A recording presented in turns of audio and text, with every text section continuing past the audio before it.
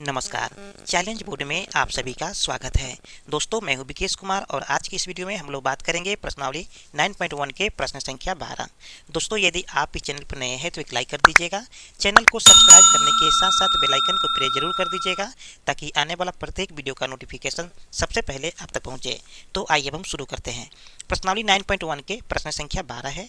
दोस्तों, इस क्वेश्चन में कहा जा रहा है 7 मीटर ऊंचे भवन के शिखर से एक केबल टावर के शिखर का उन्नयन कोण 60 डिग्री है और इसके पाद का अवनमन कोण 45 डिग्री है। टावर की ऊंचाई ज्ञात कीजिए। देखिए, इसमें हमें ये कहा जा रहा है कि कोई 7 मीटर ऊंचा भवन है, ठीक है, और उसके सामने कोई एक केबल टावर है, ठीक है। और जब इस 7 मीटर ऊंचे भवन से शिखर का जो उन्नयन कोण है केबल टावर का वो 60 डिग्री है और वहीं से केबल टावर के पाद का अवनमन कोण 45 डिग्री है। तो हमें क्या करना है, टावर की ऊंचाई ज्ञात करना है। तो आइए इसको मैं एक फिगर के माध्यम से बेहतर तरीके से समझे ताकि ये क्वेश्चन आपको आसान लगने लगे। एक्सरसाइज 9.1 है और क्वेश्चन नंबर है 12। ये मेरा फिगर है जो पहले से ही बना रखा है, ठीक है। और इसमें हमें एक भवन को दिखा दिए हैं और यहाँ पर एक टावर है, ठीक है। भवन की ऊंचाई जो है 7 मीटर की है, ठीक है। तो इसको हम यहाँ पर लिख देते हैं 7 मीटर। और क्वेश्चन में ये कहा जा रहा है कि 7 मीटर ऊंचे भवन के शिखर से एक केबल टावर के शिखर का उन्नयन कोण 60 डिग्री है। केबल टावर यहाँ पर है, ठीक है, और 7 मीटर ऊंचे भवन से केबल टावर के शिखर का उन्नयन कोण कितना है, 60 डिग्री। यहाँ पर हम क्या करेंगे कि इस बिंदु से इस बिंदु को मिला देंगे, ठीक है, यानी कि ठीक है। चलिए, अब यहाँ पर जो कोण बन रहा है 60 डिग्री का बन रहा है, तो यहाँ पर हमें एक क्षैतिज भी खींचना होगा, ठीक है। यानी कि यहाँ से तो ये कोण कितना बन रहा है, तो ये कोण बन रहा है 60 डिग्री का, ठीक है। और इसी बिंदु से केबल टावर के पाद का जो अवनमन कोण है कितना है, 45 डिग्री है, ठीक है, यहीं से। तो हम क्या करेंगे, इस बिंदु से भी इस बिंदु को एक लाइन ड्रॉ कर देंगे, ठीक है, यानी कि दृष्टि रेखा ड्रॉ कर देंगे। तो कर देते हैं, ठीक है। तो यहाँ पर जो कोण बन रहा है कितना का बन रहा है, तो यहाँ पर कोण बन रहा है 45 डिग्री का। स्पष्ट है। चलिए, अब दोस्तों ध्यान ये दीजिए कि यहाँ पर हमें देख पा रहे हैं कि ये जो है एक क्षैतिज है और ये जो है इस रेखा के बराबर में है, ठीक है। तो जितना कोण यहाँ पर बन रहा है उतना ही कोण यहाँ भी बनेगा, यानी कि यही भी बनेगा 45 डिग्री का, ठीक है। अब इसको हम नाम दे देते हैं, यानी कि ए बी सी और यहाँ पर देते हैं डी और यहाँ पर देते हैं ई, ठीक है। ध्यान दीजिए कि यहाँ पर ए बी जो है 7 मीटर है, मेरा भवन है, तो यहाँ भी ई सी जो हो जाएगा 7 मीटर का ही होगा, ठीक है, क्योंकि इस रेखा के बराबर में इस रेखा है, ठीक है। चलिए, और डी से ई की लंबाई हमें पता नहीं है तो यहाँ पर मान लेंगे वाई मीटर, ठीक है। अब आपको पता चल गया कि अगर पूरे की दूरी अगर निकाला जाए, ठीक है, तो क्या हो जाएगा, तो यहाँ पर हो जाएगा वाई प्लस 7 मीटर। स्पष्ट है, क्योंकि यहाँ से यहाँ की दूरी 7 मीटर और यहाँ से यहाँ की दूरी वाई मीटर, तो दोनों को जोड़ देंगे तो वाई प्लस 7 मीटर हो गया। स्पष्ट है कि ये मेरा फिगर जो है पूर्ण रूप से बन के तैयार हो गया है। तो हम क्या करेंगे, इसके बारे में कुछ स्टेटमेंट लिख देंगे, ठीक है। तो यहाँ पर हम लिखेंगे कि माना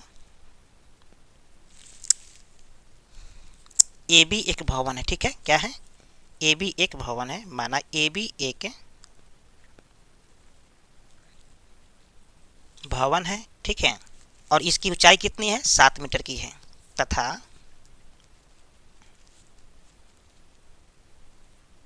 इसकी ऊंचाई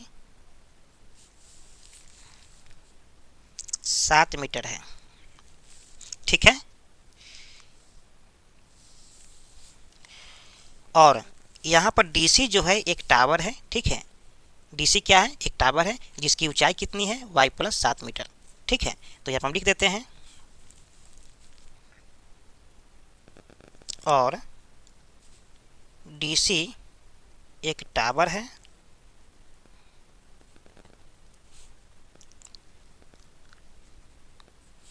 जिसकी ऊंचाई वाई प्लस 7 मीटर है, ठीक है।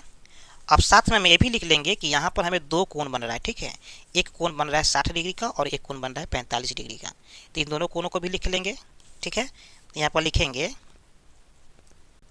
तथा डी ए ए कितना है, 60 डिग्री है, तथा डी ए ई बराबर कितना हो गया 60 डिग्री हो गया, और ई ए सी कितना है 45 डिग्री है, और इसी कोण के बराबर में भी है ए सी बी। ठीक है, तो यहाँ पर दोनों को लिख लेंगे, यानी कि कोण ई ए सी बराबर है कोण ए सी बी के। ठीक है, कोण ए सी बी बराबर कितना आ जाएगा 45 डिग्री।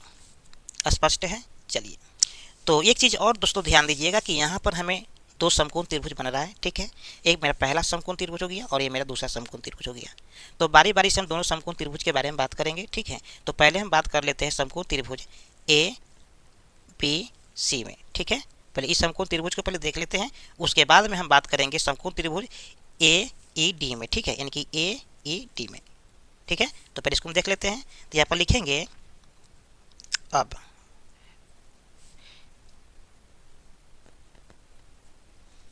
समकोण त्रिभुज ए बी सी में।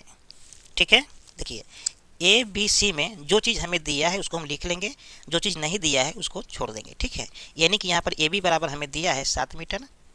ठीक है, कितना दिया है 7 मीटर दिया है, और बी सी बराबर हमें नहीं दिया है। ठीक है, तो इसको हम मान लेंगे x। ठीक है, क्या मान लेंगे x मान लेंगे, यहाँ से यहाँ की दूरी हम x मीटर मान लिए। तो यहाँ पर लिख देंगे कि बी सी बराबर x मीटर। ठीक है, और फिर हमें यहाँ पर कोण दिया है, यानी कि ए सी बी बराबर कोण दिया 45 डिग्री, कोण ए सी बी बराबर 45 डिग्री। ठीक है, तो अब इसमें हम क्या करते हैं कि जिसका मान हमें दिया होता है और जिसका मान हमें निकालना होता है, इन दोनों का संबंध बना देते हैं। ठीक है, यानी कि हमें ए बी का मान दिया है और बी सी का मान निकालना है, तो हम यही दोनों का संबंध बनाएंगे, यानी कि ए बी बटा बी सी कर सकते हैं या फिर बी सी बटा ए बी कर सकते हैं। ठीक है, तो हम यहाँ पर कर दे रहे हैं ए बी बटा बी सी। ठीक है, देखिए ए बी बटा बी सी, ए बी मेरा क्या है, देखिए यहाँ पर कोण बन रहा है, तो इस कोण के सामने वाला भुजा क्या होता है पी होता है, और ए जो होता है बी होता है। ठीक है, तो हम ए बी को बोलते हैं पी, मेरा पी आया है तो यहाँ पर लिख देंगे पी, और बी सी मेरा क्या है बी है, यानी कि बेस है आधार है, तो यहाँ पर लिखेंगे बी। ठीक है, और पी बटा बी बराबर होता है टेन थीटा, टेन थीटा। अब क्या करेंगे, इसके वैल्यू को हम पुट कर देंगे, यानी कि ए बी का मान कितना है, तो ए बी का मान है 7 मीटर, और बी सी का मान हमें x है तो x दे दिए, और टेन थीटा, तो यहाँ पर टेन थीटा का मान दिया है 45 डिग्री, तो यहाँ पर लिख देंगे हम 45 डिग्री। और आपको पता है कि टेन 45 का मान 1 होता है, तो इसको हम यहाँ पर पुट कर देंगे, यानी कि 7 बटा x बराबर 1। इसके बटा में 1 ले लेंगे और इसको हम क्रॉस गुना कर देंगे, यानी कि x में गुना करेंगे 1 से तो यहाँ पर x आ जाएगा, और 7 में गुना करेंगे 1 से तो यहाँ पर जाएगा 7। फाइनली यहाँ पर x का मान हमें कितना है 7 आया है, मतलब इसकी जो लंबाई है कितना है 7 मीटर की है। स्पष्ट है। अब ए वाले समकोण त्रिभुज का खेल खत्म हो गया, अब क्या करेंगे हम इसका खेल चालू करेंगे। ठीक है, यानी कि ए ई डी में। ठीक है, तो यहाँ पर हम लिखेंगे पुनः समकोण त्रिभुज ए ई डी में। ठीक है, इसमें भी जो चीज़ हमें दिया है उसको हम लिख लेंगे, और जो चीज़ नहीं दिया है उसको हम छोड़ देंगे। ठीक है, यानी कि हमें डी ई बराबर क्या है y है। ठीक है, और ए ई बराबर कितना है, तो ए ई बराबर मान नहीं दिया है, लेकिन जो लंबाई बी सी का होगा वही लंबाई ए ई का भी होगा। ठीक है, तो यहाँ भी ए ई बराबर 7 मीटर लिख सकते हैं। ठीक है, चलिए तो यहाँ पर लिख लेते हैं डी ई बराबर y मीटर। ठीक है, और ए ई बराबर 7 मीटर। हमें यहाँ पर कोण भी दिया है 60 डिग्री का, तो इस कोण को भी लिख लेंगे, यानी कि डी ए ई बराबर कोण डी ए ई बराबर कितना है 60 डिग्री है। अब क्या करेंगे कि इन दोनों का संबंध बनाएंगे, यानी कि जिसका मान हमें निकालना है और जिसका मान हमें दिया है, इन दोनों का संबंध बनाते हैं, यानी कि डी ई बटा ए ई कर सकते हैं या फिर ए ई बटा डी ई कर सकते हैं। ठीक है, तो यहाँ पर देखिए कि डी ई बटा ए ई, ध्यान दीजिएगा यहाँ मेरा डी ई है और कोण यहाँ पर बन रहा है, तो इसके सामने वाला भुजा क्या हो जाएगा पी हो जाएगा। ठीक है, और ये मेरा हो जाएगा बी। स्पष्ट है। चलिए, तो डी ई को हम पी लिख सकते हैं, तो डी ई बराबर हो जाएगा पी, और ए ई बराबर क्या हो जाएगा, तो ए ई बराबर हो जाएगा बी। ठीक है, और आपको पता है कि पी बटा बी जो होता है टेन थीटा का फॉर्मूला होता है, तो यहाँ पर हम लिख देंगे टेन थीटा। स्पष्ट है।